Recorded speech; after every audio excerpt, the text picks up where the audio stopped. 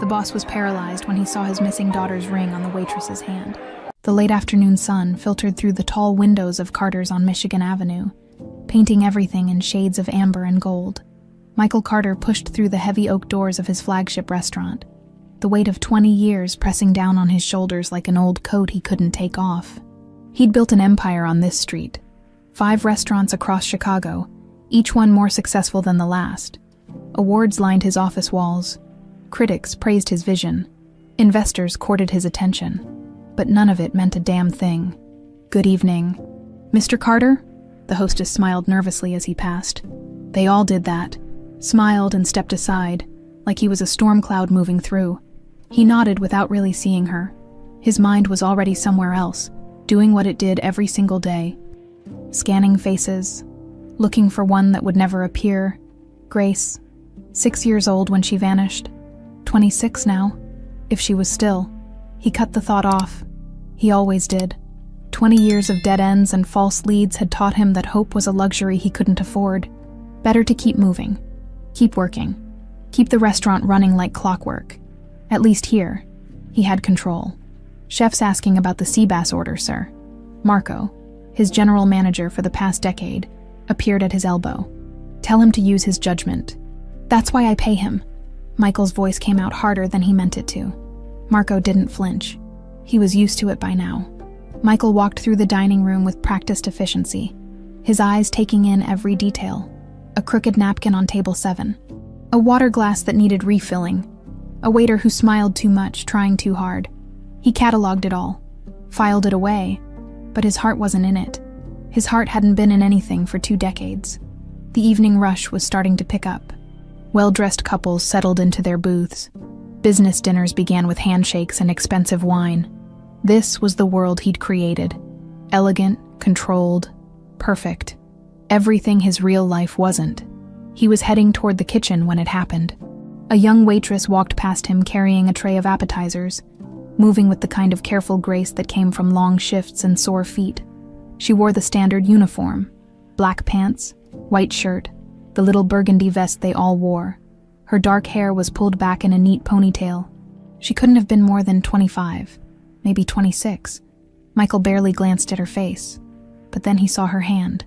The tray tilted slightly as she adjusted her grip, and the light from the window caught something on her right hand. A ring. Small, silver, old-fashioned, with a blue stone carved with a crescent moon and a star. The air left Michael's lungs. The restaurant noise, the clinking glasses, the murmured conversations, the soft jazz from the speakers, all of it faded to nothing. There was only that ring, catching the light as she moved past him. That exact ring. He'd had it custom-made 20 years ago at a little jewelry shop in Wicker Park. Spent hours with the designer, sketching out what he wanted. The moon and star were Grace's favorite things to draw. She'd cover paper with them, crayon in hand, tongue sticking out in concentration. "For my princess," he'd said when he gave it to her on her 6th birthday. "This means you're always with me no matter what." She'd thrown her arms around his neck, the ring too big on her tiny finger. "I'll never take it off, Daddy. Never ever." 3 weeks later, she was gone. Michael stood frozen in the middle of his restaurant, his hands starting to shake. The waitress had already moved on, delivering her tray to a table by the window. She was laughing at something a customer said, completely unaware that she'd just shattered his entire world. It couldn't be the same ring. There had to be thousands of silver rings with blue stones. Millions, probably. But a moon and a star, carved exactly like that. His legs moved before his brain caught up.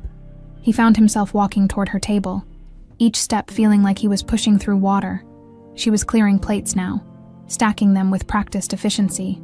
Up close, he could see her better. Dark eyes. A small scar above her left eyebrow. Tired. She looked bone-tired. The kind that came from working double shifts and still worrying about rent. And that ring, right there on her finger. "Excuse me?" The words came out rough. She turned, and for just a second, he saw something in her face that made his chest tight. The way she tilted her head slightly when she was listening. Grace used to do that. "Yes, sir. Is everything okay?" Her voice was soft, a little uncertain. She probably thought she'd done something wrong. That ring. He pointed, not trusting himself to say more. She glanced down at her hand, touching the ring with her thumb. Oh, it was my mom's. Your mom's. Where? He had to clear his throat. Where did she get it? The waitress's expression shifted, something guarded moving behind her eyes. I don't know, actually. She never said. She paused. Is there something wrong with my service, Mr. Carter? So she knew who he was. Of course she did. Everyone who worked here knew the owner. No, nothing wrong. He stepped back, suddenly aware that he was standing too close, that his intensity was probably scaring her. Just curious? It's unusual. Yeah.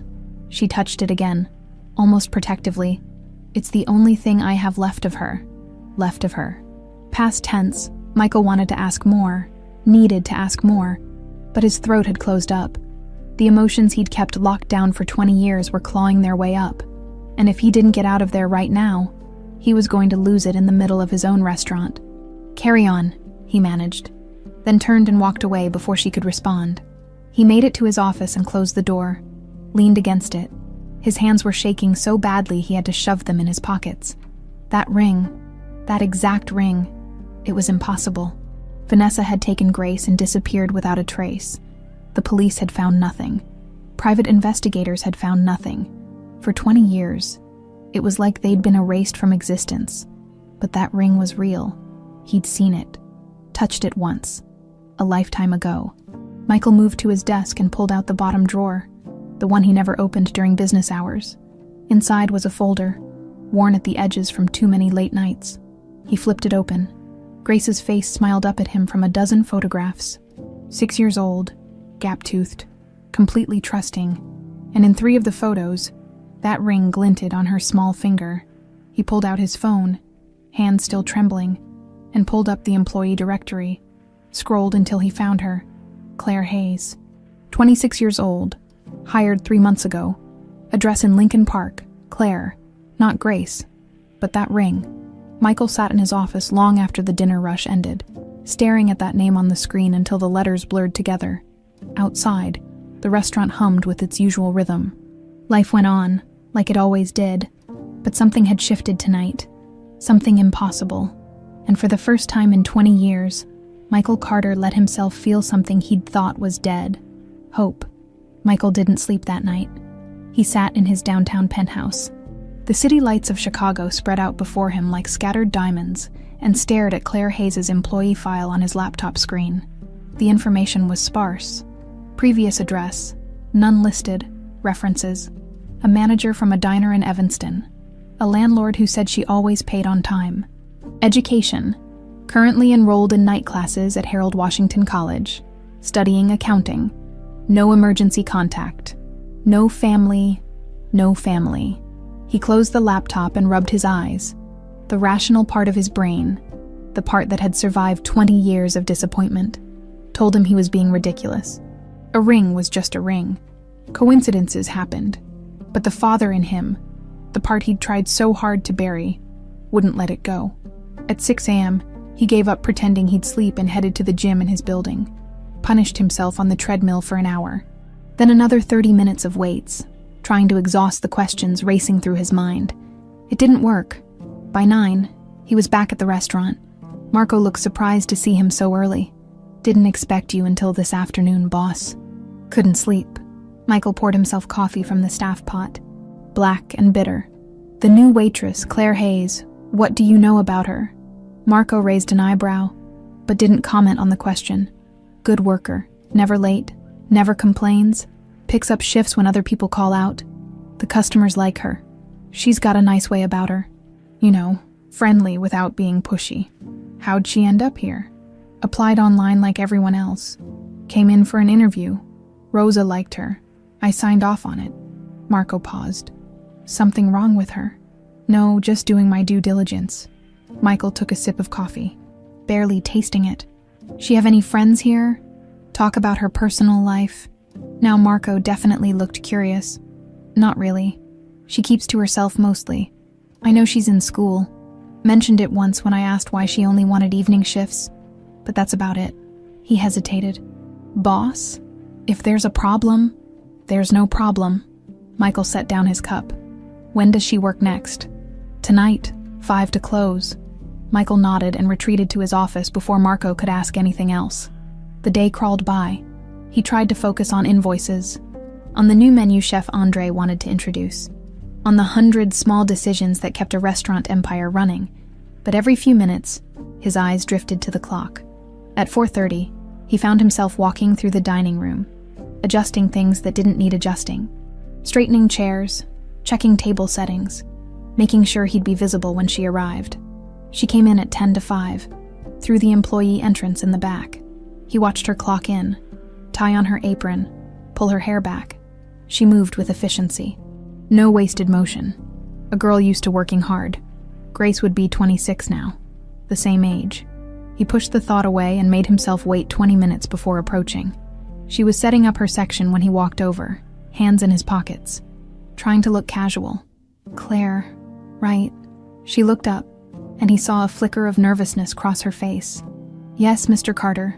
Is everything okay? Fine. Just wanted to check in. You settling in all right? Been here what, 3 months now? Almost 4?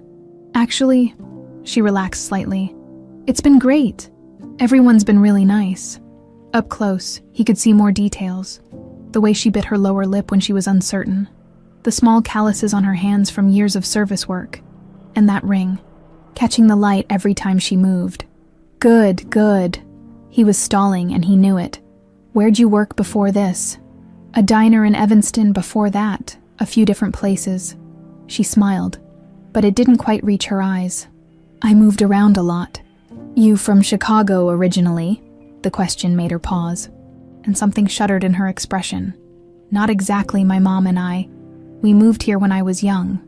I don't really remember much before that. When she was young, Michael's heart was hammering now. Your mom's still in the area. She passed away 2 years ago. Claire's voice went quiet. It's just me now. The grief in her voice was real, raw, whatever else was true. She'd loved the woman she called mother. I'm sorry. And he was, despite everything, despite the rage building in his chest at the thought of Vanessa, because it had to be Vanessa, keeping his daughter from him all these years. Claire nodded, touching that ring again. It seemed to be a nervous habit. Thank you, she was. Complicated, but she was all I had. That ring. The words came out before he could stop them. You said it was hers. She looked down at her hand, a small smile crossing her face. Yeah, Vanessa, my mom. She always wore it.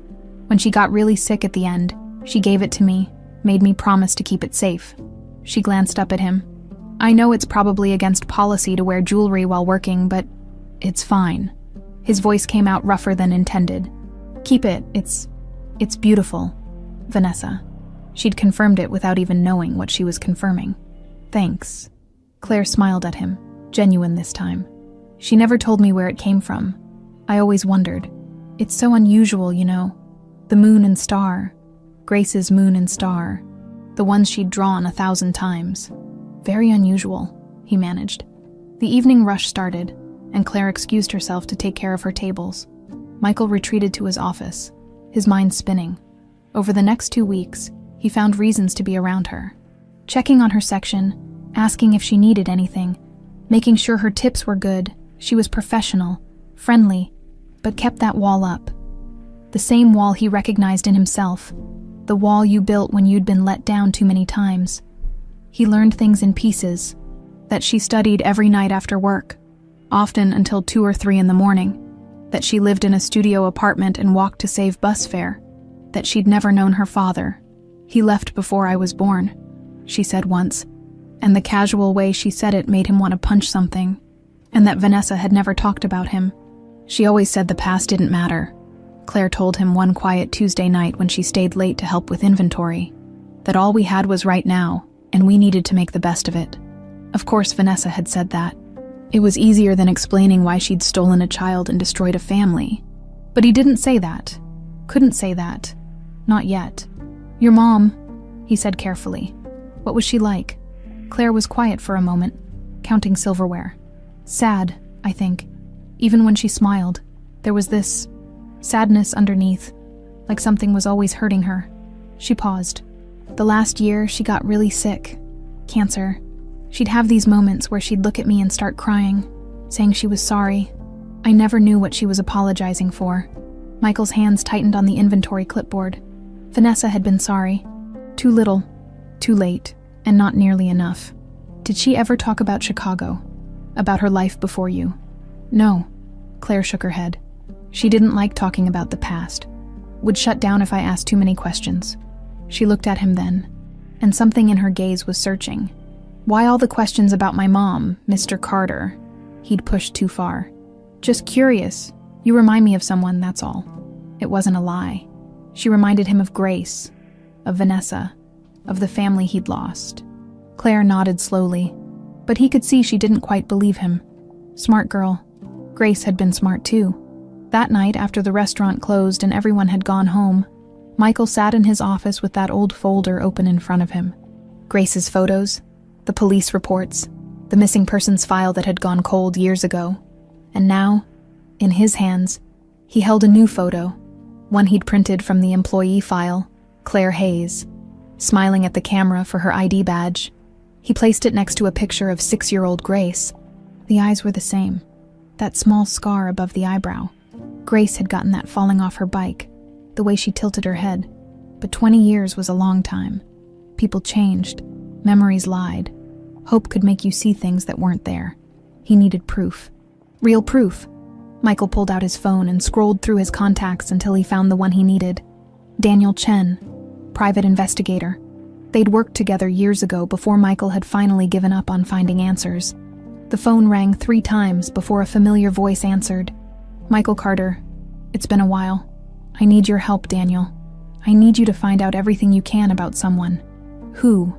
Michael looked at Claire's photo, at that ring on her finger, at the daughter he'd thought was lost forever. Her name is Claire Hayes, and I think she might be my daughter. Daniel Chen's report came back in 3 days, and it only raised more questions than it answered.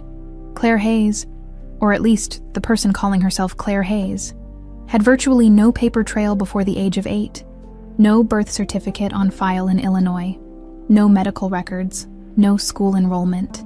It was like she'd simply appeared out of thin air in a small town in Wisconsin, registered for 3rd grade under the name Claire Hayes, with Vanessa Hayes listed as her mother.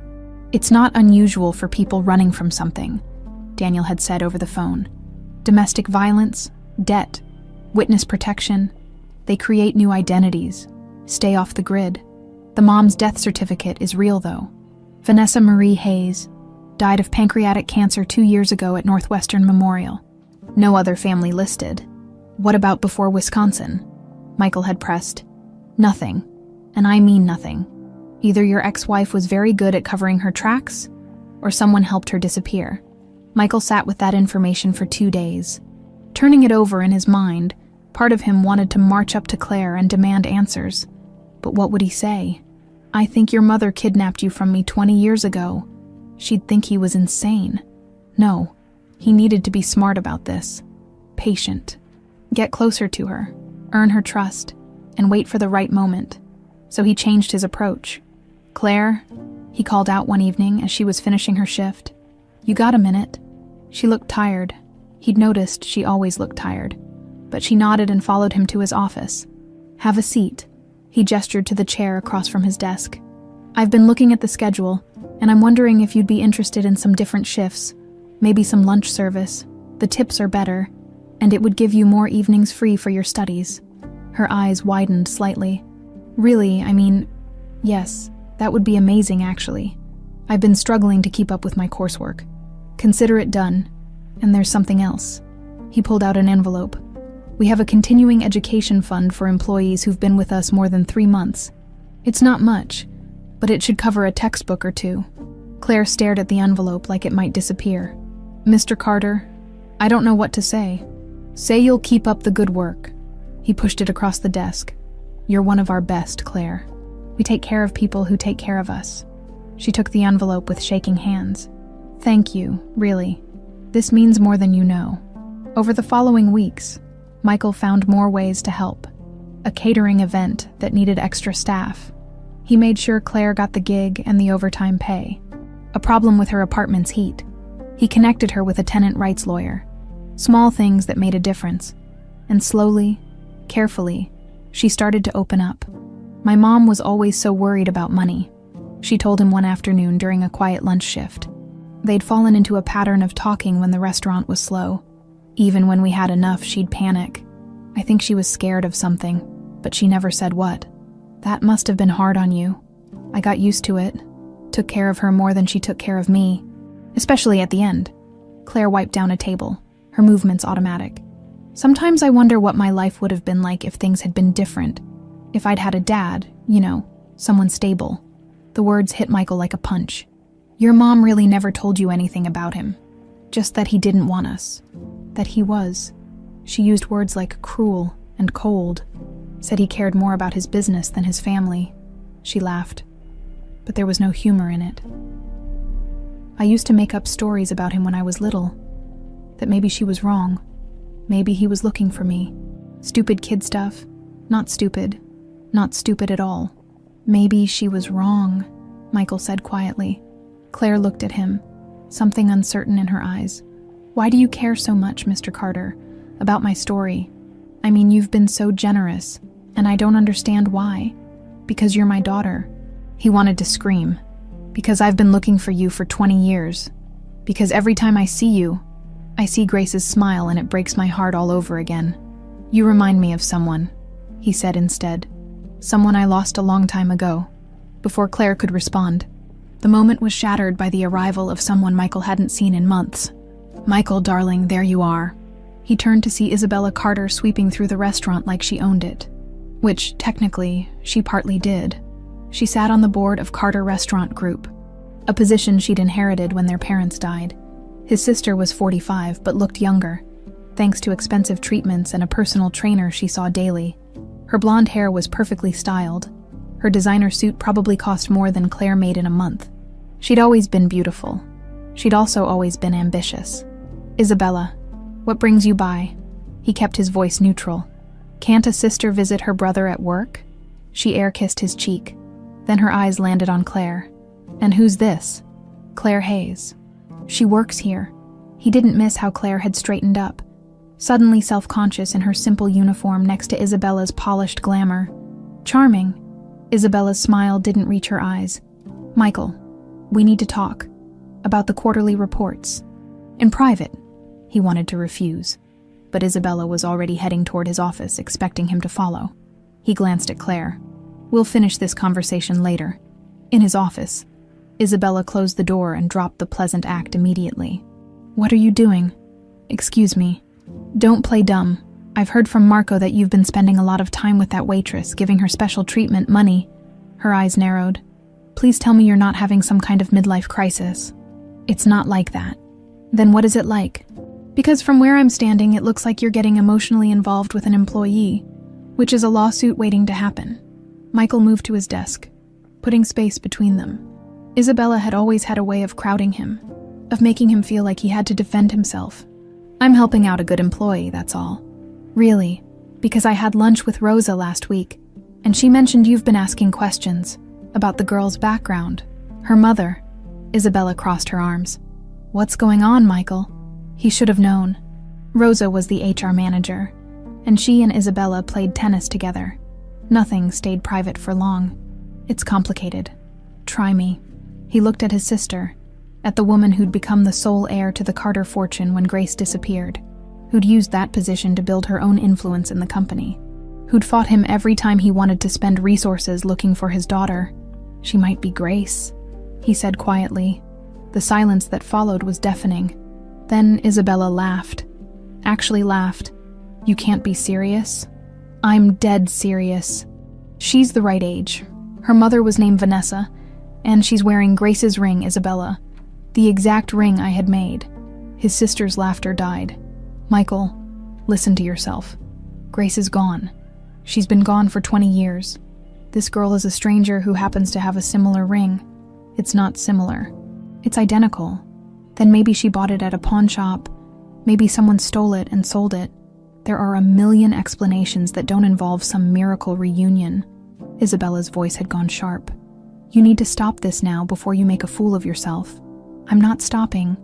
I'm going to find out the truth. The truth. Isabella moved closer, her voice dropping. The truth is that you lost your daughter 20 years ago, and instead of accepting it and moving on, you've been chasing ghosts, and now you've convinced yourself that some random waitress is Grace because you can't let go. Get out of my office. Michael, get out. Isabella stared at him for a long moment, then sighed. Fine, but when this blows up in your face, and it will, don't say I didn't warn you. She left, and Michael sank into his chair, his hands shaking with anger. He sat there for 20 minutes before returning to the floor. Claire was gone. Her shift had ended, but Marco caught him at the bar. Boss, I don't know what's going on, but Isabella just left. She looked pissed. He hesitated, and she was on her phone, talking to someone about doing a background check. Michael's blood ran cold. On who? I think on Claire. I heard her say the name. Of course, Isabella wasn't going to let this go. And if she dug into Claire's past, if she found the same holes Daniel had found, she'd use them. She'd twist them into something ugly, something that would make Michael look foolish. Or worse, she'd find a way to make sure Claire was discredited before Michael could learn the truth. He pulled out his phone and typed a quick message to Daniel. Need you to keep digging into Claire Hayes' background and find out if anyone else is looking into her too. The reply came back almost immediately. Already on it. Be careful, Michael. If this girl really is your daughter, someone went to a lot of trouble to hide her. They might not want her found. Michael looked across the restaurant to where Claire had been working just minutes ago and felt a chill run down his spine. Whoever had helped Vanessa disappear might still be out there, and they might do anything to keep their secrets buried. The rumor started small, like they always did. Claire first noticed it during a busy Friday night service. She was carrying a tray of drinks to table 12 when she passed two of her co-workers, Jessica and David, near the server station. Their conversation cut off abruptly when they saw her. Hey guys, she said, setting down the tray to grab napkins. Crazy night, huh? Jessica smiled, but it was tight, forced. Yeah, super busy. David didn't even look at her, suddenly very interested in his order pad. Claire felt a prickle of unease but pushed it away. She was probably imagining things. She'd been working doubles all week, studying until dawn. Exhaustion could make you paranoid, but then it happened again, and again. By Monday, the whispers had grown louder. She'd walk into the break room and conversations would die. People would find excuses to switch sections rather than work near hers. Even Marco, usually so friendly, seemed distant when she asked about her schedule. Everything okay? She finally asked him on Tuesday, cornering him in the storage room. Did I do something wrong? Marco looked uncomfortable, shifting his weight from foot to foot. Look, Claire, I'm just going to be straight with you. There's been some talk. What kind of talk? About your background, about your mom. He wouldn't meet her eyes. Someone's been saying that Vanessa Hayes had a history of scamming people, that maybe you learned from her.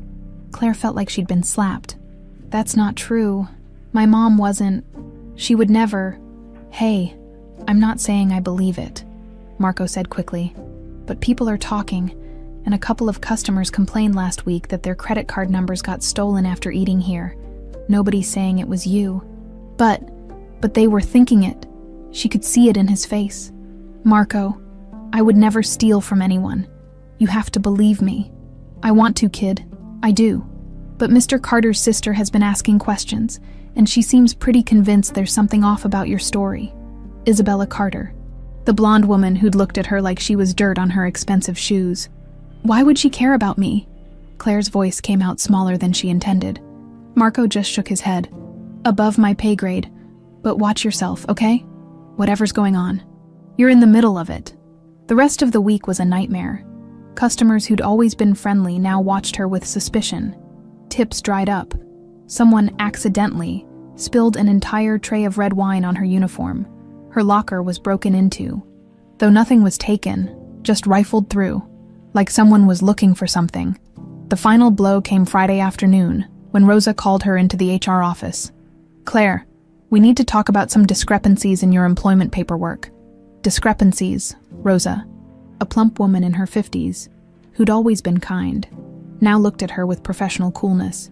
Your social security number is showing some irregularities, and we've had reports of items going missing from the restaurant around the time you started.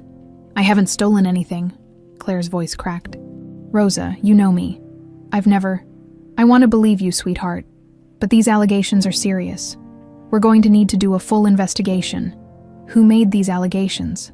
Rosa's lips pressed into a thin line. I can't disclose that. Claire left the office feeling like the walls were closing in. She'd been so careful, so good. She worked hard, never caused trouble, followed every rule, and now her life was falling apart for reasons she didn't understand. She was walking through the dining room. It was early, not yet open for dinner, when she saw Michael coming out of his office. For a brief moment, relief flooded through her. He'd been kind to her, had helped her. Maybe he could fix this. Mr. Carter, can I talk to you?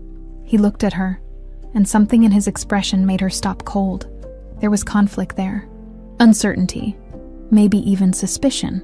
Claire, He ran a hand through his hair. Look, I need to ask you something. These rumors going around about your mother, is there any truth to them? The question hit her like a physical blow. You think I'm a thief? I didn't say that. But you're wondering. Tears burned behind her eyes, but she refused to let them fall. Not here. Not in front of everyone. After everything, the shifts, the money for books, all those conversations. You actually think I'm capable of stealing? I don't know what to think. His voice rose, frustration breaking through. You show up out of nowhere with no history wearing a ring that... He stopped himself, but not fast enough. A ring that what? Claire stepped closer, her voice shaking. You've been weird about this ring since day one. What's going on, Mr. Carter? Nothing. Forget I said anything. No, I won't forget. You've been asking questions about my mom, about my past. You give me special treatment and then... The pieces were clicking together, forming a picture that made no sense. What do you want from me? I just want the truth. The truth about what? I'm nobody. I'm just a waitress trying to get through college and survive. That's it. There's no big mystery, no conspiracy. I'm sorry if that disappoints you. Michael's face softened. Claire, save it. She pulled off her apron, hands shaking. I can't work like this. With everyone staring at me like I'm some kind of criminal, with you looking at me like I'm something you lost and can't quite recognize. She turned and walked away before he could respond, before she completely broke down, at home in her tiny studio apartment. Claire finally let herself cry. She sat on the floor with her back against the door and sobbed, all the stress and confusion and fear pouring out. Why was this happening? She'd done everything right, kept her head down, worked hard, tried to build a life from the ruins her mother had left behind. Her mother, Vanessa. Claire looked at the ring on her finger, the one constant in her chaotic life. Her mom had been so insistent about it at the end. Keep this safe, Vanessa had whispered, her voice weak from the cancer eating her alive. Promise me. Claire, no matter what happens, don't lose this ring. I promise, Mom. But why is it so important? Vanessa's eyes had filled with tears. Because it's the only proof. Proof of what? But her mother had slipped into unconsciousness, and she died 2 days later without explaining. Proof of what? Claire stood up and walked to her closet, pulling out the box of her mother's belongings she'd never fully sorted through. She'd been avoiding it, wasn't ready to face all those memories, but now she needed answers. She dumped the contents on her bed.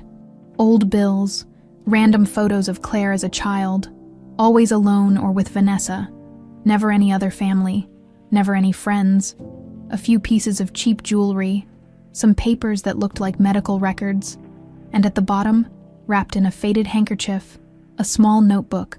Claire opened it carefully. The pages were filled with her mother's handwriting, shaky and uneven. I'm sorry. I'm so sorry. I thought I was protecting her. I thought he would hurt us. But he's not coming. He's not looking anymore. I waited for him to find us. To fight for her, but he gave up. I've ruined her life. My daughter thinks she was abandoned. She thinks her father didn't want her. The ring. The ring will prove it. If she ever finds him. If he ever finds her. His name is Michael Carter. The notebook fell from Claire's hands. Michael Carter. The man who'd been asking about her ring. Who'd been so interested in her mother. who looked at her sometimes like she was a ghost. Her legs gave out and she sat hard on the edge of the bed, her mind reeling. It couldn't be. It was insane. But her mother's words were right there, in black and white. His name is Michael Carter. Michael Carter was her father. The father Vanessa had told her didn't want them. The father she'd imagined 1,000 times as a child, making up stories where he was a hero who would come rescue her. And he'd been right there, right in front of her, for months. Did he know? Was that why he'd been helping her, watching her? Was that why his sister was trying to destroy her? Because she didn't want Claire to be real, or worse. Did he suspect but not believe it? Was that why he'd looked at her today with doubt in his eyes? Claire looked at the ring on her finger, really looked at it for the first time. The moon and star carved into the blue stone. Because it's the only proof. She had to talk to him, had to show him this notebook, had to understand what was real and what was another one of her mother's delusions. But as she grabbed her jacket to head back to the restaurant, her phone buzzed with a text from an unknown number. Stop asking questions. Leave Michael Carter alone. This is your only warning. Claire stared at the message, her hands starting to shake again. Someone didn't want the truth to come out, and they were willing to destroy her to keep it buried. Claire didn't go to the restaurant that night. Instead, she sat on her bed surrounded by her mother's belongings, reading and rereading that notebook until the words blurred together. The threatening text message sat unanswered on her phone. She should be scared. Part of her was, but mostly she felt numb. Her entire life had been a lie. Everything Vanessa had told her about her father, about their past, about why they'd moved so much and lived so carefully. All of it was built on deception. She called in sick the next morning, and the morning after that, Rosa left voicemails asking if she was okay, if she was coming back. Claire deleted them without listening all the way through. On the third day, she forced herself to get up. Her apartment was a disaster. Clothes everywhere, dishes piled in the sink, her mother's belongings still scattered across every surface. She needed to clean, needed to do something normal before she lost her mind completely. She started with the closet, pulling out boxes and bags she'd shoved in there when she'd moved in 4 months ago. Most of it was junk. Old textbooks, winter clothes she never wore, random kitchen items she'd picked up at thrift stores. At the very back, wedged behind a broken lamp, she found a box she didn't recognize. It was small, made of old cardboard that had gone soft with age. No label. She pulled it out and sat on the floor, lifting the lid carefully. Inside were things she'd never seen before. A hospital bracelet, baby girl Hayes, with a date that didn't match her supposed birthday. A lock of dark baby hair tied with a faded pink ribbon. A small stuffed elephant that triggered something in her memory. Something just out of reach. And at the bottom, folded and creased like it had been opened and closed 1,000 times, a photograph. Claire's hands trembled as she unfolded it. The photo was old, the colors slightly faded, the edges worn. It showed a little girl, maybe 5 or 6 years old, sitting on a man's shoulders. The girl was laughing, her small hands gripping his hair, pure joy on her face. The man was younger, probably in his late 20s, with dark hair and eyes that crinkled at the corners as he smiled up at the camera. But it was the location that made Claire's breath catch. They were standing in front of a restaurant. She could see the sign in the background, slightly out of focus but unmistakable. Carter's. She flipped the photo over with shaking hands. Written in her mother's handwriting were 3 words and a date. Grace and Popeye, 2005. Grace. Not Claire. Grace. The room spun. Claire pressed her back against the closet door. The photo clutched to her chest and tried to breathe. Grace. Her name was Grace. Had been Grace. She looked at the photo again, studying every detail. The little girl's face was round with baby fat, her smile gap-toothed. But the eyes, Claire knew those eyes. She saw them every time she looked in a mirror.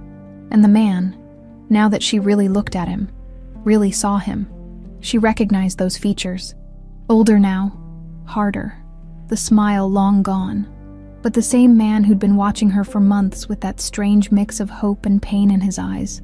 Michael Carter was the man in this photo, which meant Michael Carter was Pape, Daddy, which meant she was Grace. Grace Carter. Oh my God, Claire whispered to the empty apartment. Oh my God. She didn't remember getting dressed, didn't remember leaving her apartment or flagging down a cab she couldn't afford. All she knew was that she was suddenly standing outside Carter's on Michigan Avenue, the photo clutched in her hand, her heart pounding so hard she thought it might explode. It was early evening. The dinner rush would be starting soon. Through the windows, she could see servers setting up their sections, the familiar dance of preparation she'd been part of until 3 days ago. She pushed through the door. The hostess, Jennifer, who used to be friendly, looked up and her expression went cold.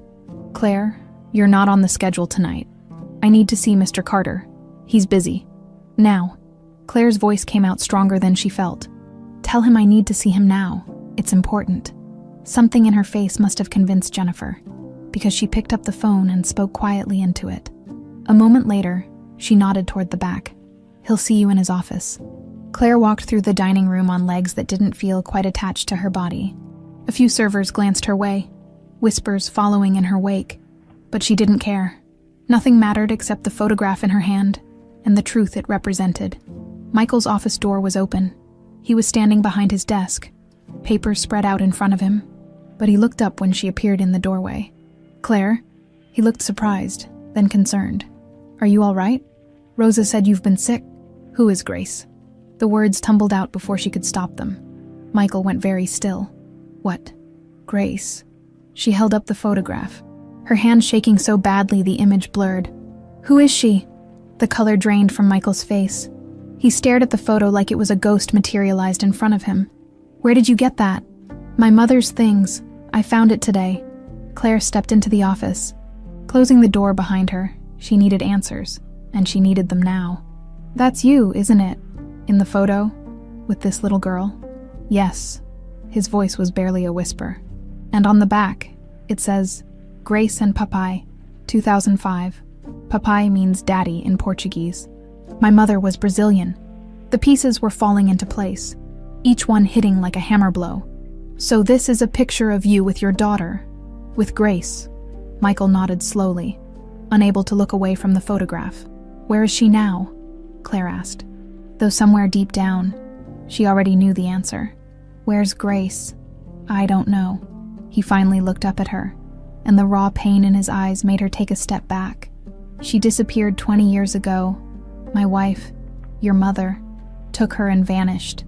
I've been looking for her ever since." The room tilted. Claire gripped the edge of his desk to steady herself. "You think I'm her?" "I don't think, I know." Michael moved around the desk, closing the distance between them. "The ring, Claire, that ring on your finger. I had it custom made for Grace's 6th birthday, 3 weeks before she disappeared. There's no other ring like it in the world." Claire looked down at her hand, at the silver band she'd worn every day for 2 years. The moon and star suddenly felt heavier, more significant. "I don't remember," she whispered. "I don't remember anything before I was 8 or 9. My mother said it was because we moved around a lot, that young kids don't remember that stuff. But that's not true, is it?" "Probably not." "She took me." The reality was sinking in, each word harder to say than the last. "She kidnapped me from you and made me believe you didn't want me. She made me believe you abandoned us. I never stopped looking." Michael's voice cracked. "Every day for 20 years I looked for you. I hired investigators. I followed every lead. I never gave up. Grace, never.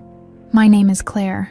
The words came out automatic, defensive, but even as she said them, they felt wrong, like a costume she'd been wearing without knowing it. I can't." She couldn't finish the sentence because suddenly there were tears streaming down her face, and she couldn't breathe, and everything she'd thought she knew about herself was crumbling into dust. Strong arms wrapped around her, and she found herself pressed against Michael's chest, his hand cradling the back of her head like she was something precious and fragile. "I've got you," he said, his own voice thick with tears. "I've got you now. You're safe." But she wasn't safe. Nothing was safe anymore. Her identity, her history, her understanding of her own mother, all of it was gone, replaced by a truth so overwhelming she didn't know how to process it. "Why?" She sobbed into his shirt. "Why would she do this?" "I don't know. I've asked myself that question every day for 20 years. They stood there for a long moment. Claire crying out 2 decades of loss and confusion. Michael holding his daughter for the first time since she was 6 years old. Finally, Claire pulled back, wiping at her eyes. The rumors, the stuff about my mom being a scammer. Your sister, she's behind that, isn't she? Michael's jaw tightened. Yes, Isabella doesn't want this to be true. Because if I'm Grace, she loses her inheritance. Money. He said it like a curse. She's trying to destroy you over money. Claire laughed, but it came out bitter. Well, she's doing a pretty good job. Everyone at work thinks I'm a thief. I got a threatening text telling me to stay away from you. She looked up at him. This man who was supposed to be her father but felt like a stranger. What do we do now? We prove it. Michael's voice was firm, decided. We do a DNA test. We get irrefutable evidence. And then my sister can go to hell. And if it's negative, the question hurt to ask, but she had to. What if I'm not Grace? What if this is all just a crazy coincidence? Michael picked up the photograph from where it had fallen on his desk. He stared at it for a long moment, then looked at Claire, really looked at her, like he was memorizing every detail of her face. You have a scar above your left eyebrow. Grace got that when she fell off her bike trying to ride without training wheels. You bite your lower lip when you're nervous. Grace did that too. You tilt your head when you're listening, like a bird, just like she did. He reached out and gently touched the ring on her finger. And you're wearing her ring. The ring I put on her finger and promised would keep her safe. Fresh tears spilled down Claire's cheeks. I want to believe you, but I'm scared. Me too. He gave her a small, sad smile. But we'll figure it out together, okay? Claire nodded, not trusting her voice. There's a lab that can do the DNA test. We can go tomorrow, and we'll have results in a few days. He hesitated. Until then, maybe you should stay somewhere safe. If Isabella sent that text, she wouldn't actually hurt me, would she? The look on Michael's face was answer enough. I'll get you a hotel room, somewhere nice, where you can rest and think. He was already pulling out his phone. And Claire, don't tell anyone where you're staying. Not anyone. As he made the arrangements, Claire looked at the photograph again, at the little girl who was laughing, safe in her father's arms, at the man who'd smiled, who'd had no idea that in a few weeks, his whole world would be ripped apart. She touched the scar above her eyebrow, the one from a bike accident she didn't remember, and for the first time in her life, Claire Hayes wondered if she'd ever really existed at all. The hotel room Michael had booked for Claire was beautiful, floor-to-ceiling windows overlooking the lake, king-sized bed with sheets that probably cost more than her monthly rent used to, but she couldn't enjoy any of it. She sat on the edge of the bed, that photograph and her mother's notebook spread out in front of her, and tried to wrap her mind around what was happening. Grace Carter, that was her real name. Michael Carter was her father. Everything she'd believed about herself was a lie. Her phone buzzed. Another unknown number.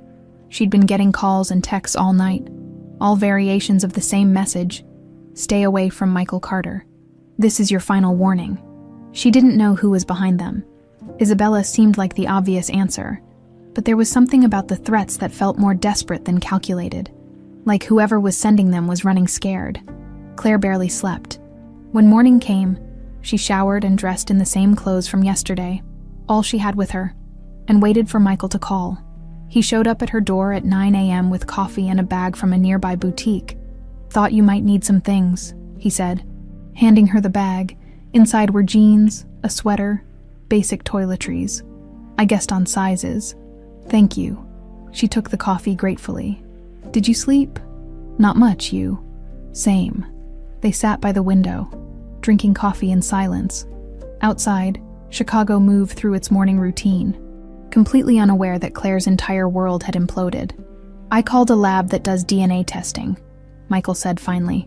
We can go this afternoon if you want. Results take about 5 to 7 days. Okay. Claire's voice was small. And then what? Then we know for sure.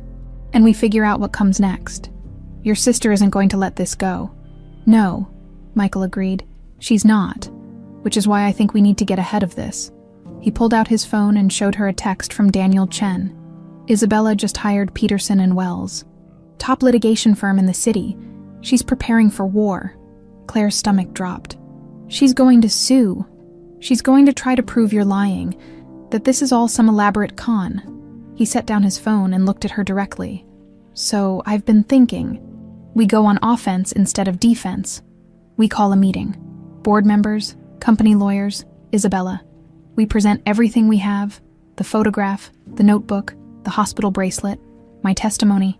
We make her case in front of witnesses. That sounds terrifying. It will be. But it's better than letting her control the narrative.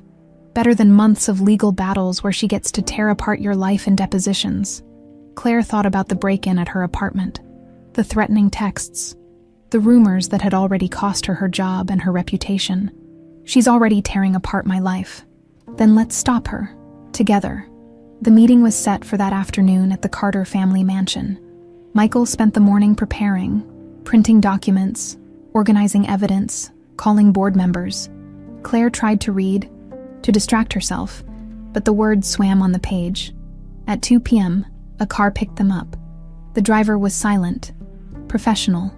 Claire watched the city pass by and tried to calm her racing heart. "I don't know how to do this," she said as they pulled up to the mansion. "How to convince a room full of strangers that I'm telling the truth. You don't have to convince them. Just tell your story. Let the evidence speak for itself." But as they walked into that enormous dining room, and Claire saw the faces waiting for them, Isabella's cold smirk, the lawyers with their briefcases and skeptical expressions, the board members who looked uncomfortable and confused, she realized that evidence might not be enough. Some people had already decided she was a liar. Nothing she said would change their minds. Isabella started strong, presenting her case like a prosecutor. Every piece of Claire's sparse history was twisted into evidence of fraud.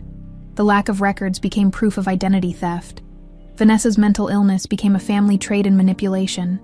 Even Claire's kindness to customers was reframed as calculated charm designed to get close to Michael. "She's a con artist," Isabella concluded, her voice ringing with certainty. "Just like her mother. And she's using my brother's grief against him." Claire felt the room's energy shift. Doubt creeping in. These were business people, used to thinking in terms of risk and liability. And she, a waitress with no family, no history, no proof beyond her word, looked like a massive risk. Then Michael stood, and everything changed. He didn't present evidence first. He presented emotion, raw, honest, devastating emotion that couldn't be faked or manufactured. He talked about the morning Grace disappeared, the empty bedroom, the note from Vanessa, the 20 years of searching, hoping, grieving. His voice cracked when he described the moment he saw that ring on Claire's finger, the moment impossible hope had ignited. "I know you think I'm being foolish," he said, looking around the room, "that I'm a grieving father who's latched onto the first person who might be Grace. But I've followed hundreds of false leads. I've met dozens of young women who thought they might be my daughter. And every single time, I knew within minutes that they weren't." He moved to stand beside Claire, his hand on her shoulder. "But when I met Claire, something was different. Not just the ring, though that was undeniable. It was the way she moved, the way she talked, the things she did without thinking, the scar above her eyebrow from falling off a bike, the way she bites her lip when she's nervous, the way she tilts her head when she's listening, exactly like Grace used to do." Isabella opened her mouth to object, but Michael kept going. "You want proof? Fine. Here's proof." He pulled out the hospital bracelet. "Grace Carter, born March 15, 1999, at Northwestern Memorial Hospital. Here's the birth certificate. Here are the medical records from her first 6 years. Every vaccination, every checkup. And here," he held up Claire's mother's notebook, "is Vanessa's confession, written in her own hand, naming me as Grace's father." He spread it all across the table. "And yes, we're doing a DNA test. We'll have scientific proof in less than a week. But I don't need science to tell me what I already know in my bones. This is my daughter. This is Grace." The silence that followed was profound. Gerald Chen picked up the notebook, reading through it carefully. One of the lawyers examined the hospital bracelet. They passed documents back and forth, whispering to each other. Isabella sat rigid in her chair, her perfect composure finally cracking. "This doesn't prove anything. Those could be forged. The notebook could be fabricated. You're all being manipulated." "Enough." Gerald's voice cut through her protest. "Isabella, I've known your brother for 15 years. I've never seen him like this, and I've read this notebook. Either it's the most elaborate con in history, or it's exactly what Michael says it is. A mentally ill woman's confession. Of course you'd take his side. I'm not taking sides. I'm looking at evidence. Gerald turned to Claire. Young lady, I have a question for you.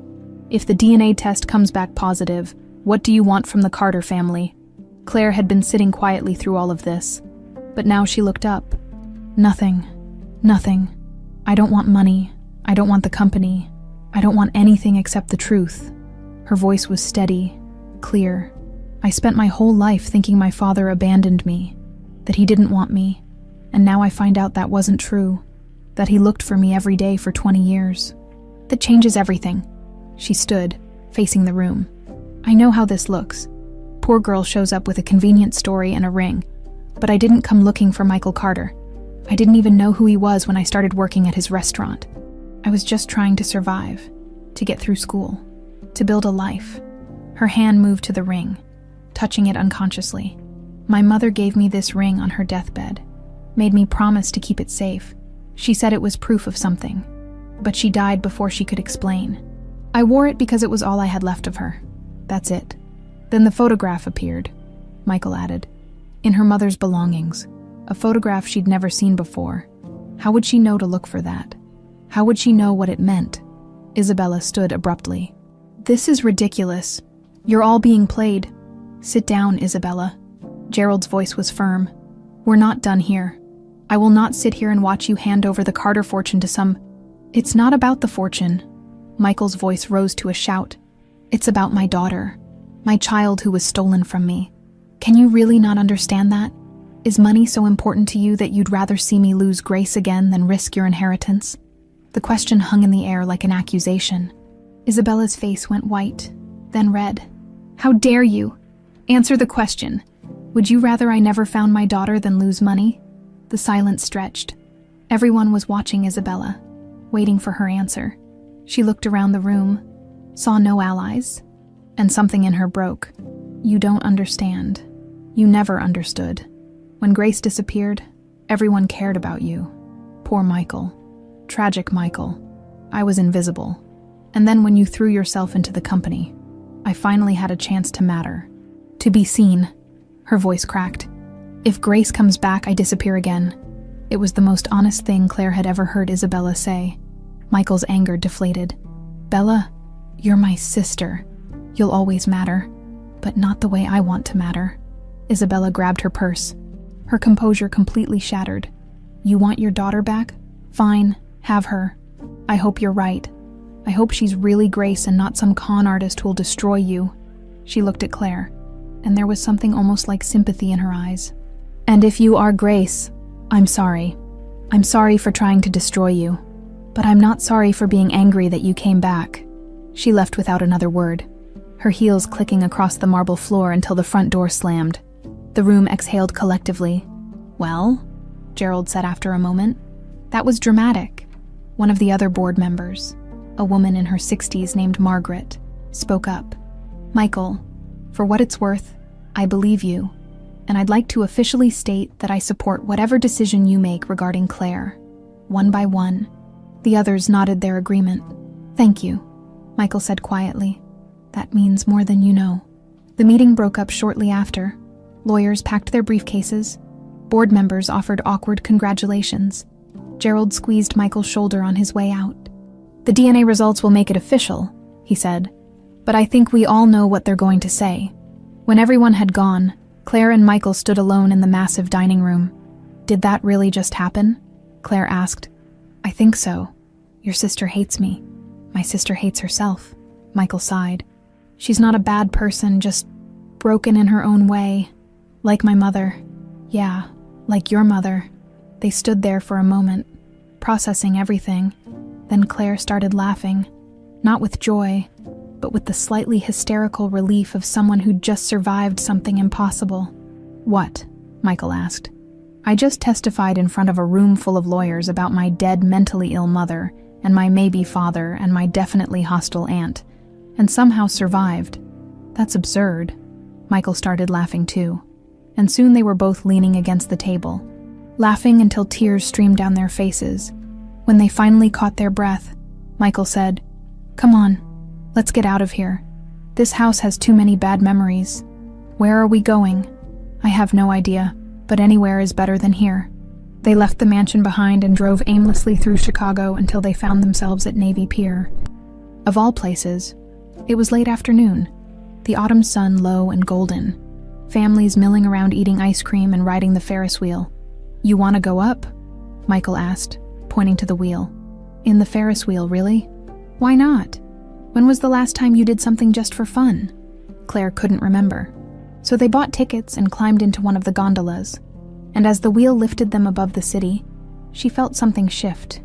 Maybe it was the height, seeing Chicago spread out below them like a toy city. Maybe it was the exhaustion from the emotional roller coaster of the past few days. But for the first time since finding that photograph, Claire felt like she could breathe. "Thank you," she said quietly. "For what?" "For believing me. For fighting for me. Even before you had proof." Michael looked at her, really looked at her, and smiled. "You're my daughter. That's what fathers do." The DNA results would come back positive. They both knew it. But in that moment, on a Ferris wheel in Chicago at sunset, it didn't matter. They'd already found each other. Everything else was just paperwork. The Carter family mansion in Lincoln Park looked like something out of a movie.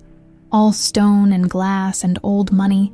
Claire had passed it dozens of times on her walks through the neighborhood, never imagining she'd one day be standing inside. Now she stood in the massive foyer, Michael at her side, facing a room full of people who would decide her fate. Isabella sat at the head of the long mahogany table in the formal dining room, flanked by 2 lawyers in expensive suits. On the other side were 4 men Claire recognized from photos in Michael's office, board members of Carter Restaurant Group. Everyone looked grim, official, like this was a trial instead of a family meeting. "Thank you all for coming on such short notice," Isabella began, her voice smooth as silk. "I know this is unusual, but we have a serious matter to address." Michael's hand found Claire's. Giving it a reassuring squeeze, she was glad he was touching her. It was the only thing keeping her grounded. "As you all know," Isabella continued, standing and moving around the table like a prosecutor, "my brother has become convinced that this young woman," she gestured dismissively at Claire, "is his long-lost daughter Grace, who disappeared 20 years ago. She is Grace," Michael said firmly, "and this meeting is a waste of everyone's time." "Is it?" Isabella pulled out a folder and slid it across the table. "Because I've done some digging, and the evidence tells a different story." One of the board members, Gerald Chen, the CFO, opened the folder and started reading. His expression grew darker with each page. "What is this?" Michael demanded. "Background on your supposed daughter." Isabella's smile was sharp. "Did you know that Vanessa Hayes, the woman who raised her, had multiple arrests for fraud? That she used at least 3 different identities over the years? Or that Claire herself has no verifiable records before the age of 8? That's because my mother was hiding from you." Claire's voice came out louder than intended. "She took me and ran." "Of course there are no records." "Or," Isabella countered smoothly, "Vanessa Hayes was a con artist who specialized in identity theft, and she trained her daughter to do the same. A daughter who conveniently shows up at my brother's restaurant wearing a ring that could have been purchased at any pawn shop." "It wasn't purchased." Michael stood, his chair scraping loudly against the floor. "That ring is one of a kind. I had it custom made. 20 years ago. How many jewelers could have copied the design in that time?" "Isabella, stop this." Michael's voice was tight with anger. "You're inventing a conspiracy because you can't stand the thought of losing your inheritance. This isn't about money." Isabella's polished facade cracked for a moment. "This is about protecting you from being taken advantage of. Again, just like Vanessa took advantage of you." "Vanessa was sick," Claire found her voice, even though her hands were shaking. "She had mental health issues. She thought she was protecting me. It doesn't make what she did right, but she wasn't trying to con anyone." "So you admit your mother was unstable?" Isabella pounced on the words.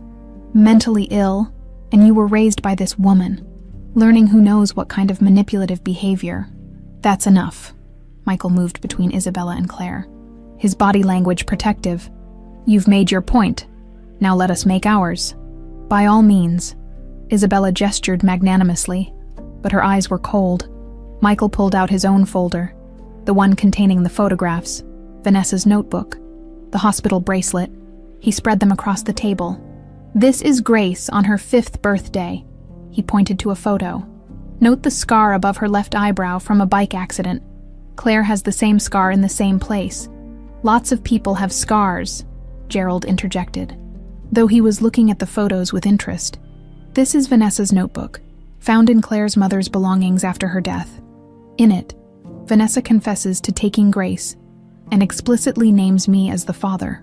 One of the lawyers reached for the notebook, flipping through it carefully. "This could be fabricated. It's in my ex-wife's handwriting. I can provide samples for comparison." Michael was hitting his stride now, his voice growing stronger. "And this," he held up the photograph of him and Grace, "was taken 3 weeks before my daughter disappeared. The same photograph Claire found hidden in her mother's belongings. Why would she have this if she wasn't Grace?" Isabella's jaw tightened. "Michael, I understand you want to believe. I don't need to believe. I know."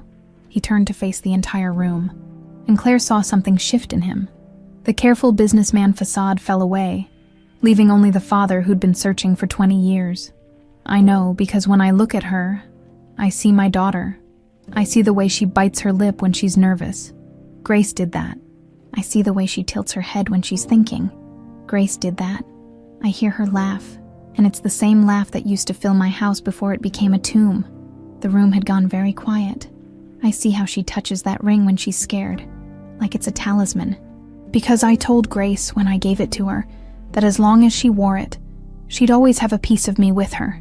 And even though she doesn't remember, even though Vanessa stole those memories from her, some part of Grace held on to that." Michael's voice cracked, and Claire saw tears in his eyes for the first time. "I've spent 20 years looking for my daughter. 20 years of empty bedrooms and unanswered prayers. I've followed dead ends across the country. I've interviewed thousands of people. I've never stopped searching. Never stopped hoping, even when everyone told me to move on." He looked directly at Isabella, "Including you." Isabella's face had gone pale. "And now she's here. She's standing right in front of me. And you want me to turn away because of money, because of inheritance, because you're afraid of losing your position in a company that wouldn't exist if I hadn't thrown myself into work to avoid going insane from grief." "Michael," Isabella started, but he cut her off. "No, you've had your say. Now it's my turn." He moved back to Claire's side, and this time he put his arm around her shoulders. "This is Grace Carter, my daughter, and I don't need a DNA test to know that. But we're doing one anyway, because apparently I need to prove to my own family that I can recognize my own child."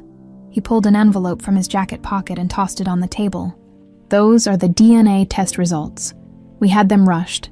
99.9% probability of paternity." The silence that followed was absolute. Gerald reached for the envelope with shaking hands. He pulled out the official laboratory report, scanned it, then passed it to the others. Claire watched their faces change as they read, skepticism turning to shock, shock to reluctant acceptance. Isabella snatched the paper last. She stared at it for a long moment, her perfectly manicured hands trembling slightly. When she looked up, her expression was unreadable. This doesn't prove she isn't working with someone, that she didn't plan this whole thing. "Stop." The word came from Gerald, surprising everyone. He stood, pushing back from the table. "Isabella, I've known Michael for 15 years. I've watched him build this company while carrying a grief that would have destroyed most men. And I've watched you fight him on every decision that didn't benefit you personally." Isabella's face flushed red. I'm not finished." Gerald's voice was firm. "This young woman has scientific proof of her identity. She has photographs, documentation, and her mother's confession. But more than that, I just watched a father recognize his daughter. And I'll be damned if I'm going to be part of taking that away from him because you're worried about your trust fund." He turned to Michael. "You have my full support. Whatever you need from the company, from the board, you have it." One by one, the other board members nodded their agreement. Isabella stood there, isolated, her carefully constructed case crumbling around her. "You're all fools. She's manipulating him, you'll see. The only person being manipulative here is you." Michael's voice was cold now, final. And I'm done with it.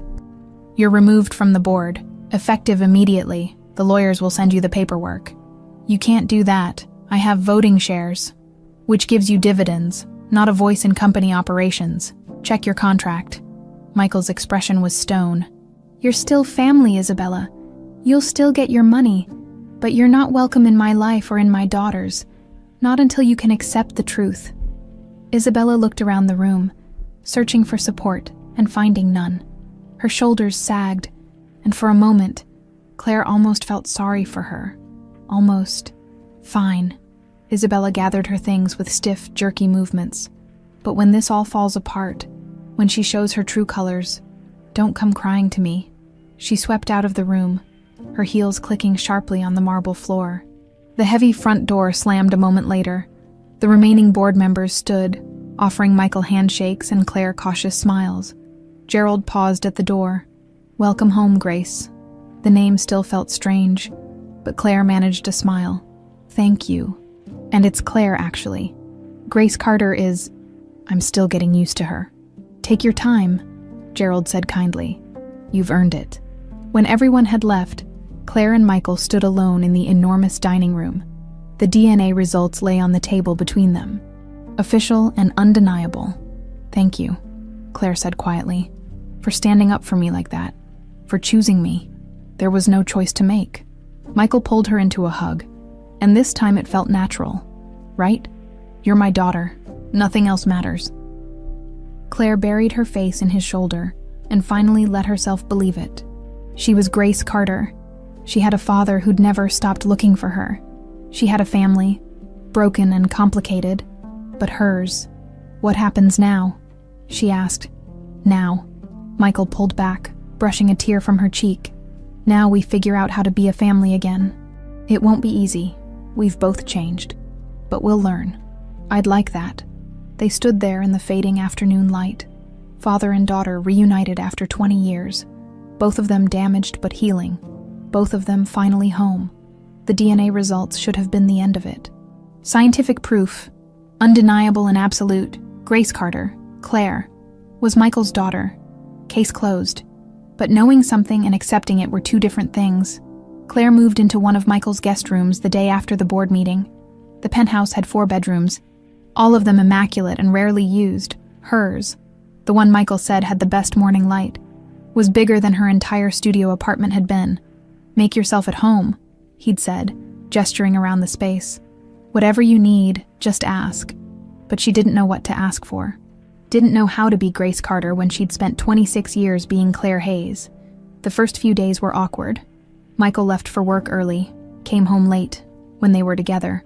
They made stilted conversation over takeout. Neither of them knew how to cook, talking about safe things like the weather and the restaurant business. Anything but the 20 years that stretched between them like a canyon. On the 3rd night, Michael came home to find Claire sitting in the dark living room, still in her pajamas at 7 p.m. Hey, he set down his briefcase. You okay? I don't know. Her voice was small. I keep thinking I should feel different.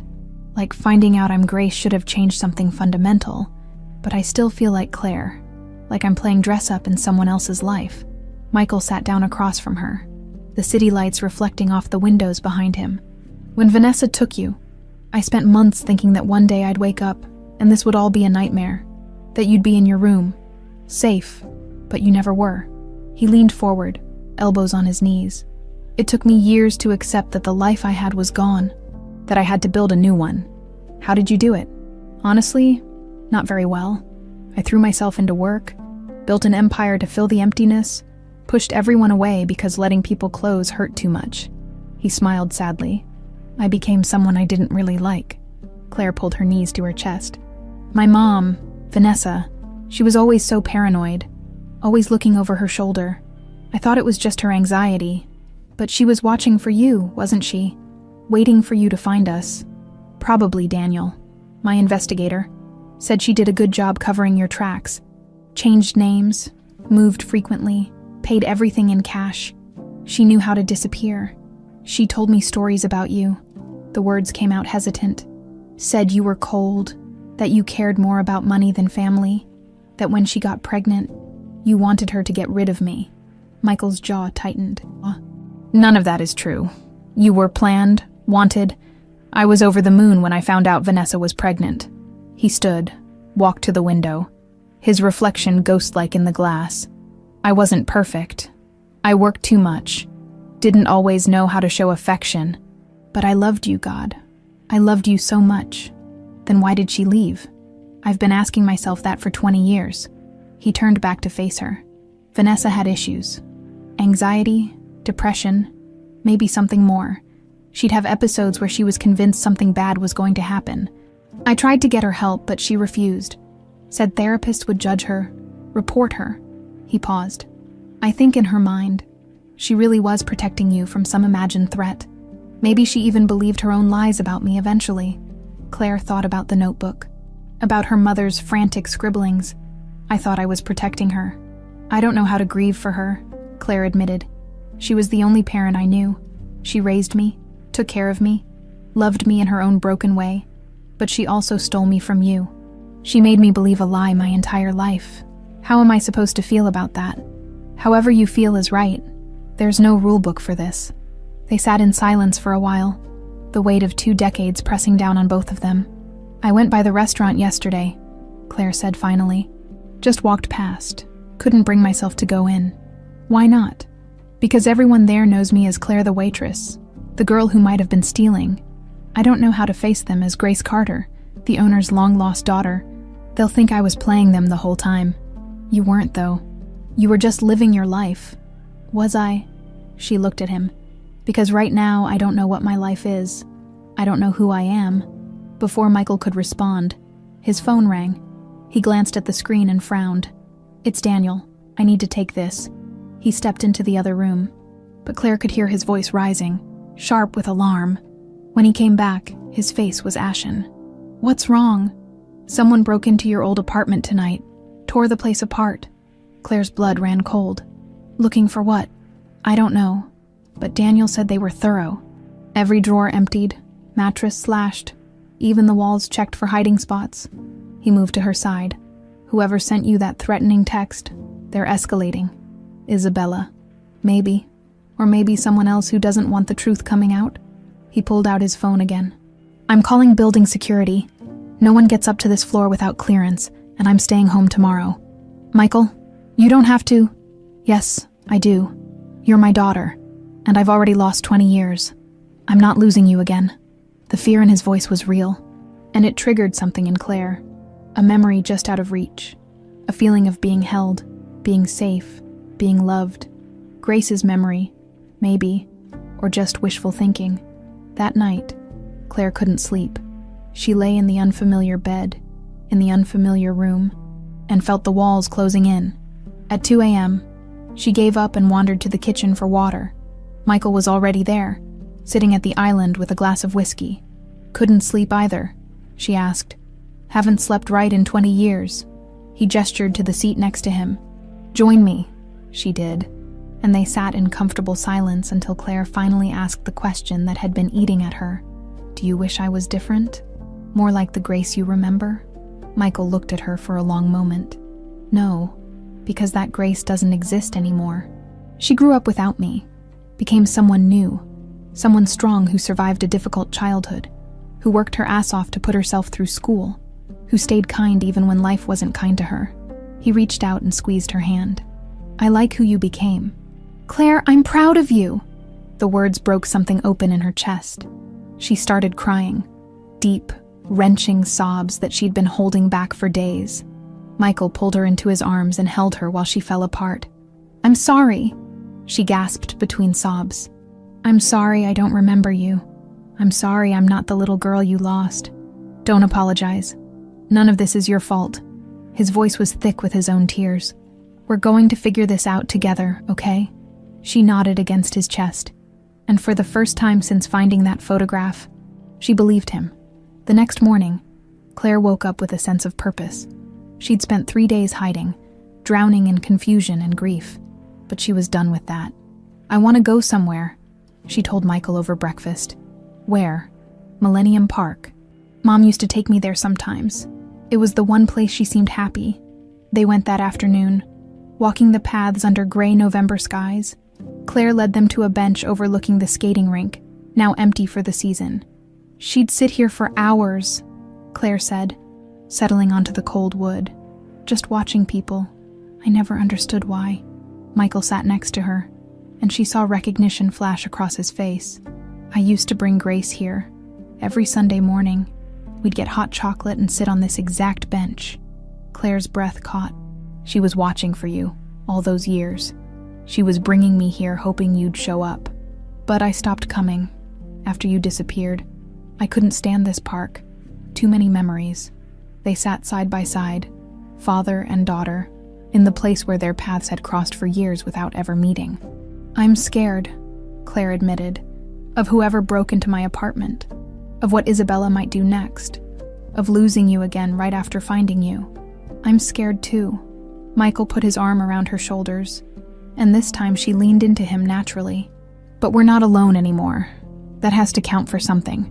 A jogger passed by, her ponytail swinging. A homeless man pushed a shopping cart, humming to himself. Life continued, indifferent to their drama. "Can I ask you something?" Claire said. "Anything. If the DNA test had come back negative, if I wasn't Grace, would you have still wanted to know me?" Michael was quiet for a moment, considering. "Yes, because in the months I spent getting to know you, I saw someone worth knowing.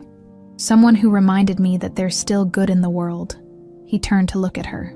"The DNA just gave me permission to love you, but I think I would have anyway." Fresh tears spilled down Claire's cheeks, but these were different, healing tears. "I don't know how to be Grace yet," she whispered, "but I think I'd like to try. We'll learn together." Michael kissed the top of her head. "Take all the time you need. I'm not going anywhere." They stayed on that bench until the sun started to set, painting the sky in shades of pink and gold. And for the first time since her mother died, Claire felt like maybe she was exactly where she was supposed to be, even if the path to get there had been impossibly long, even if there were still threats lurking in the shadows. She was home, and that for now was enough. 3 weeks after the board meeting, Claire stood in front of the mirror in her room, trying to recognize herself. She'd cut her hair, just a trim, but enough to feel different. Started wearing the clothes Michael had insisted on buying her. Still uncomfortable with the price tags, but grateful not to worry about money for the first time in her life. The girl staring back at her looked more polished, more confident, but inside, she still felt like she was pretending. "You ready?" Michael called from the hallway. Today was the day. They were going public with the story. After Daniel discovered that the break-in at Claire's apartment had been orchestrated by someone on Isabella's payroll, a fact that came out when the hired thug got arrested for an unrelated crime and started talking, Michael had decided enough was enough. "We control the narrative," he'd said, "before someone else does." Now a reporter from the Chicago Tribune waited in Michael's office at the restaurant, ready to hear the impossible story of a father and daughter reunited after 20 years. Claire took a deep breath and opened her bedroom door. Michael was waiting, dressed in one of his perfect suits, but his expression was gentle. "We don't have to do this if you're not ready." "I'm not ready," she admitted, "but I don't think I ever will be. So let's just do it."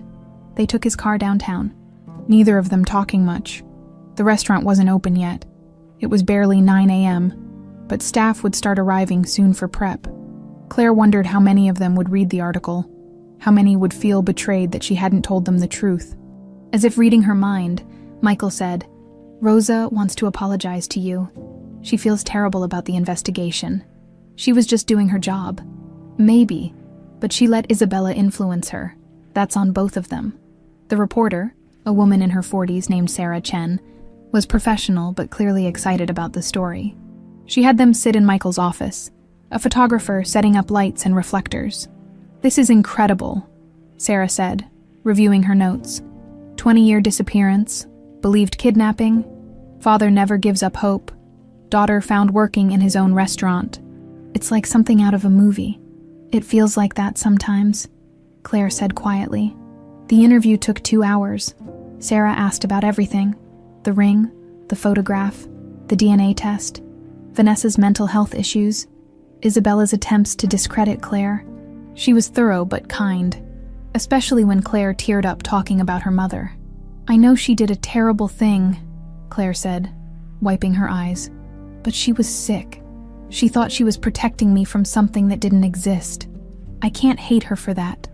"Even though I'm angry, even though I lost 20 years with my father because of her delusions."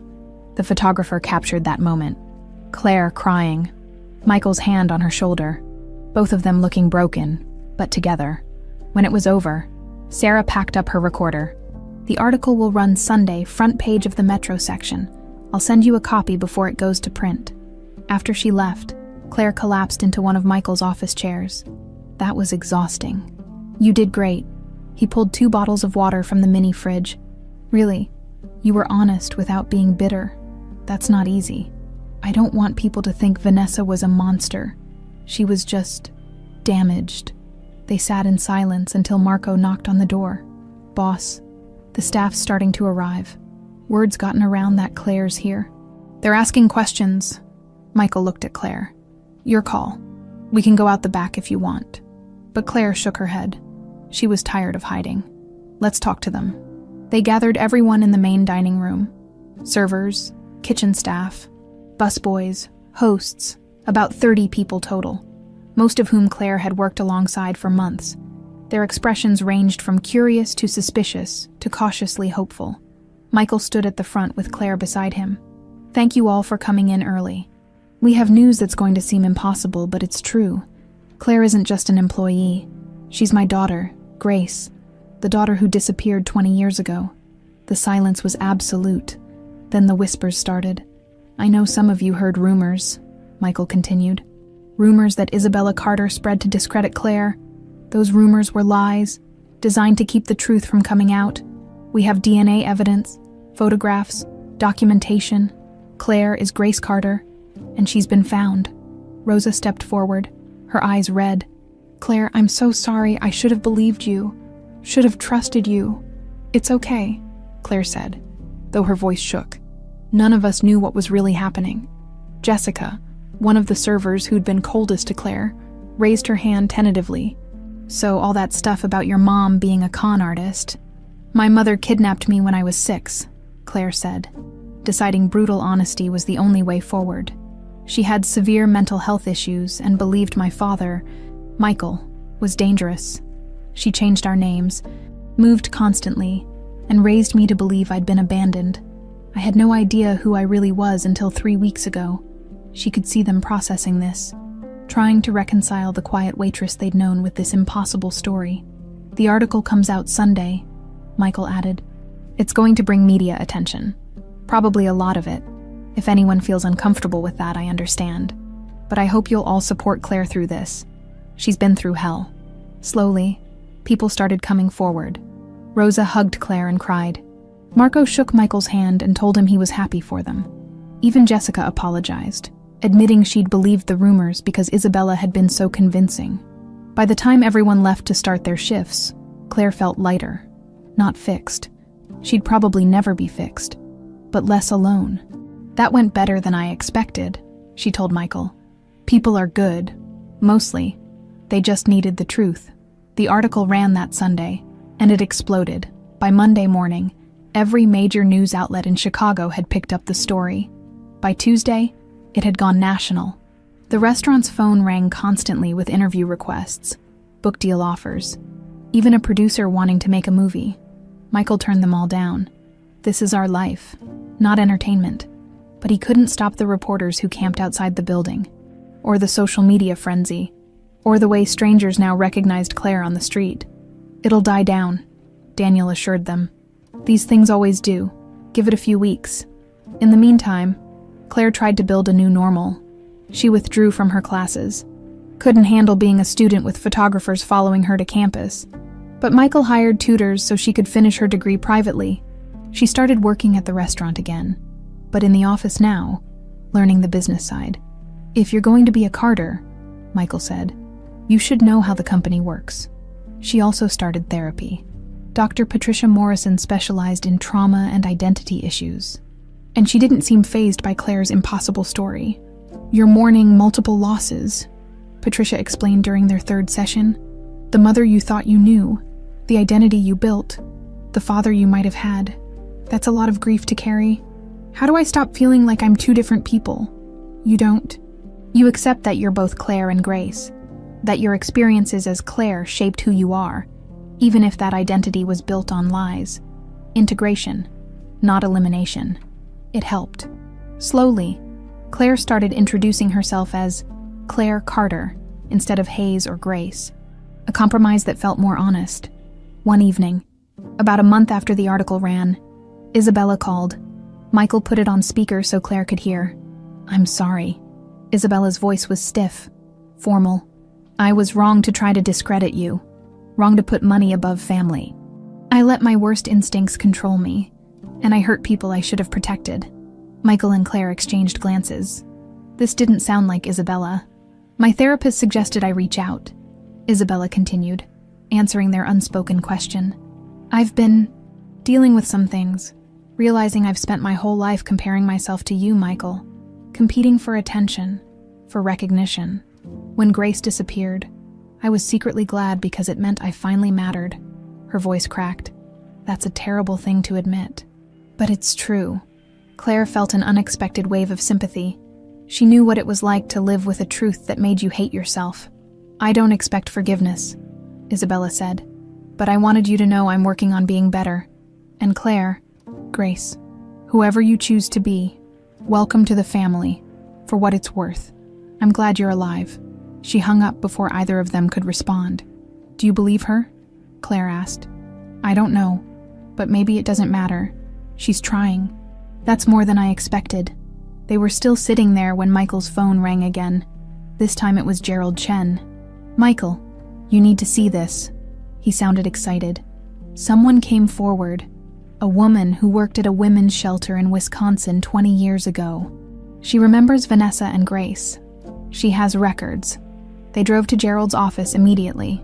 The woman, Mrs. Eleanor Pabst, was elderly now, but her memory was sharp. "I never forgot them," she said, showing them faded intake forms. The mother was so frightened, said she was running from an abusive husband. The little girl, Grace, she was such a sweet thing, always asking when her daddy was coming. Claire's heart clenched. She asked about him, constantly for the first few weeks. Then she stopped. "I think her mother convinced her he wasn't coming." Eleanor looked at Michael with sympathy. Vanessa was paranoid, delusional even, but she loved that little girl fiercely. She truly believed she was saving her. The documentation was enough to fill in gaps in Claire's history, to prove definitively that she was Grace Carter. Not that they needed more proof. The DNA was ironclad, but it helped somehow, made the story complete. On the drive home, Claire was quiet. "You okay?" Michael asked. "Yeah, just thinking about little Grace asking for her daddy." She looked at him. "I wish I remembered you." "Me too. But we're making new memories now. That has to be enough." And it was. It would be. Because after 20 years of searching, of loss, of grief, and lies, and impossible odds, Michael had found his daughter, and Claire had found her father. The road ahead wouldn't be easy. Trauma didn't heal overnight, and trust had to be rebuilt from scratch. But they'd walked through fire to find each other. Whatever came next, they'd face it together. 3 years later, Claire stood in front of the mirror in what used to be Michael's guest room, but was now undeniably hers, adjusting the collar of her blazer. Outside, Chicago was dressed in October gold, the trees in Lincoln Park ablaze with autumn color. "You ready?" Michael called from the hallway.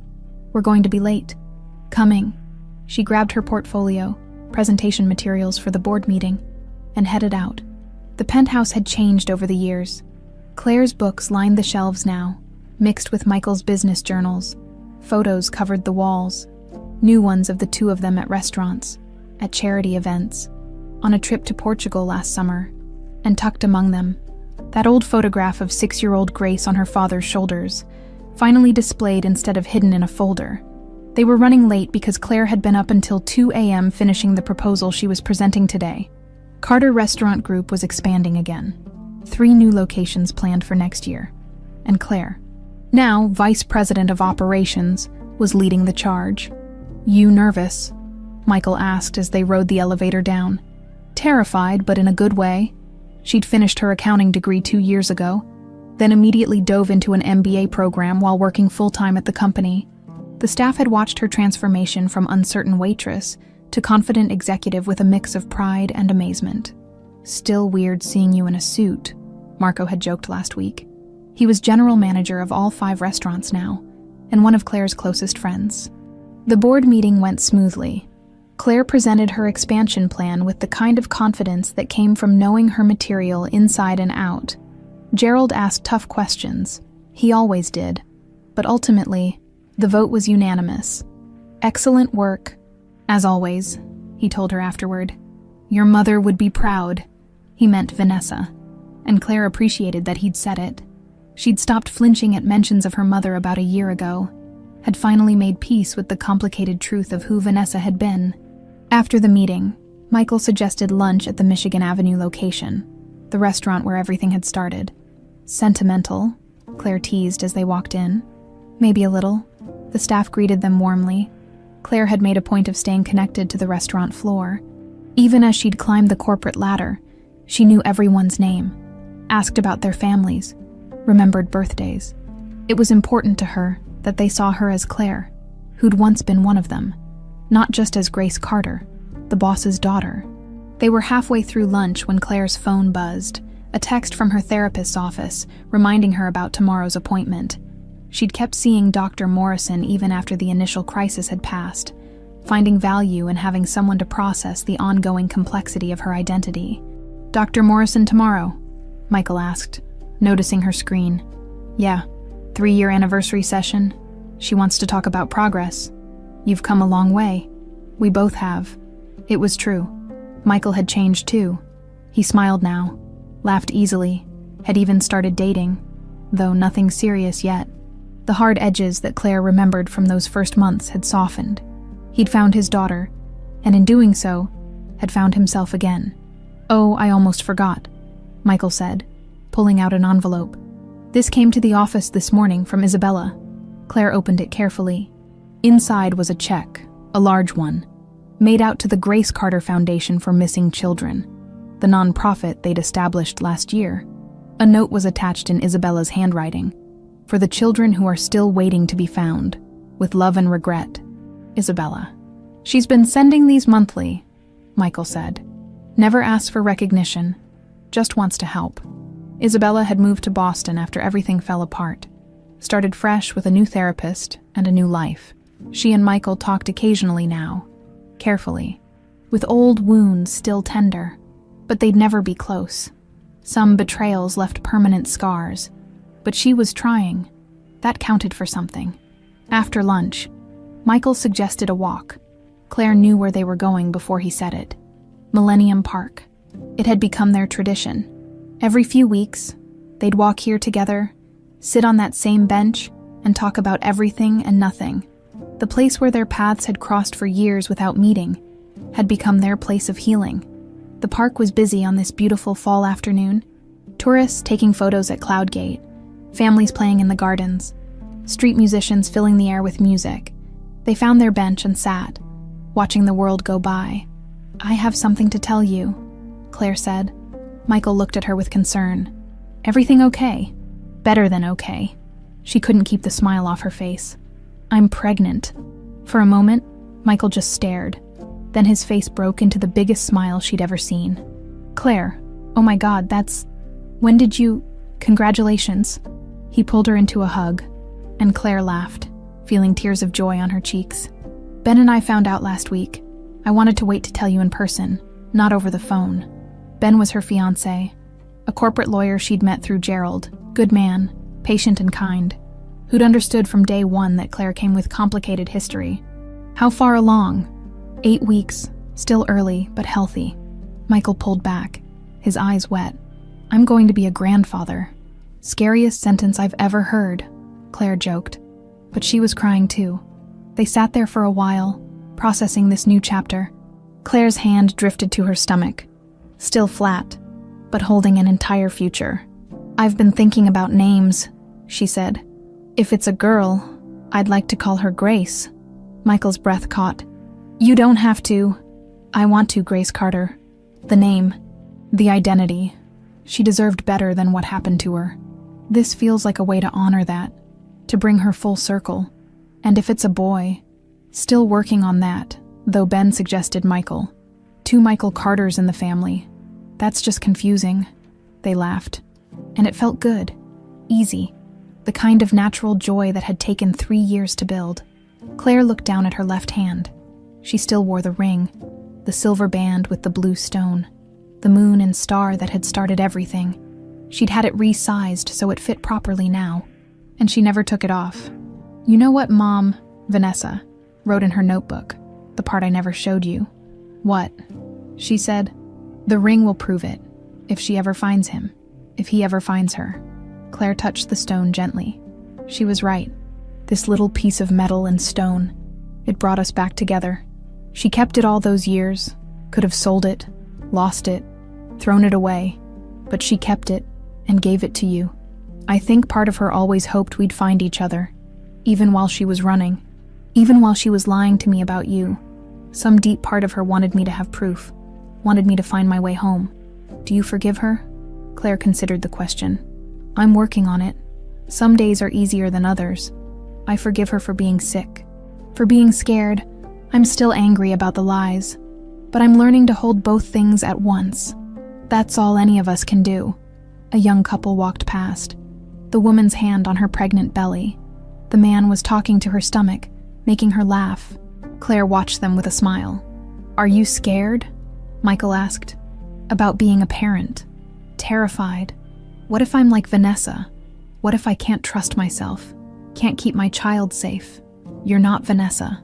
You've done the work, faced your trauma, built a support system, and you won't be doing it alone. He took her hand.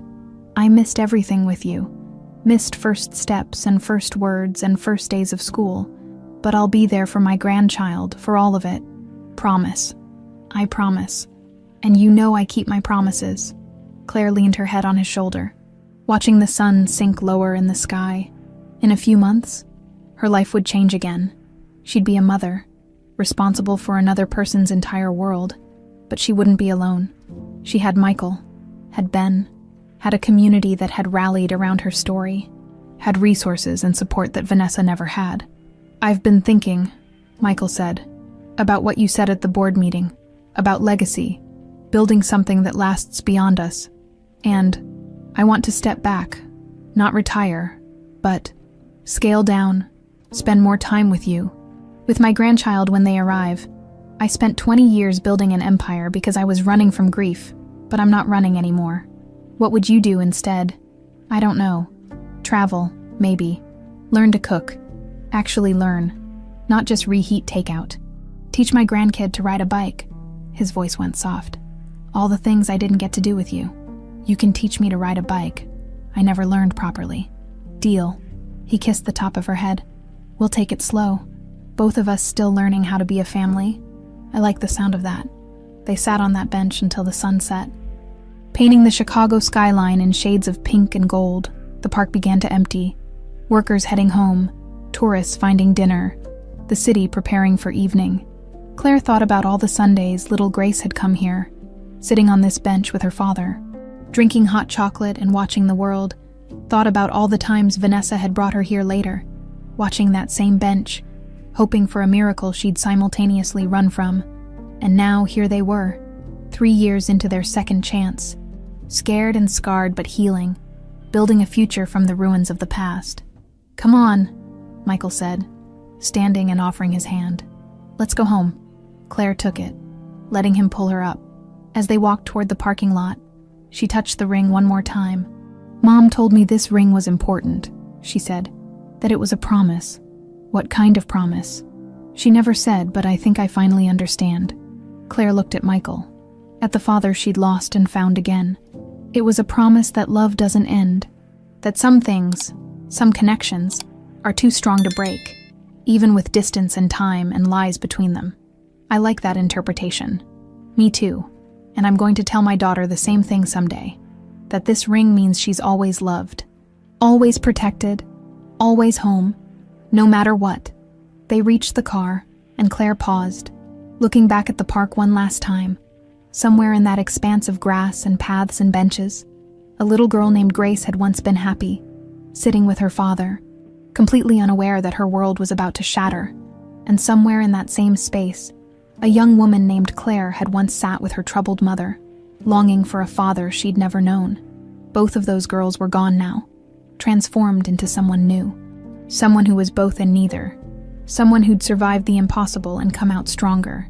Claire Carter, daughter, executive, soon-to-be mother, survivor, and finally, blessedly home.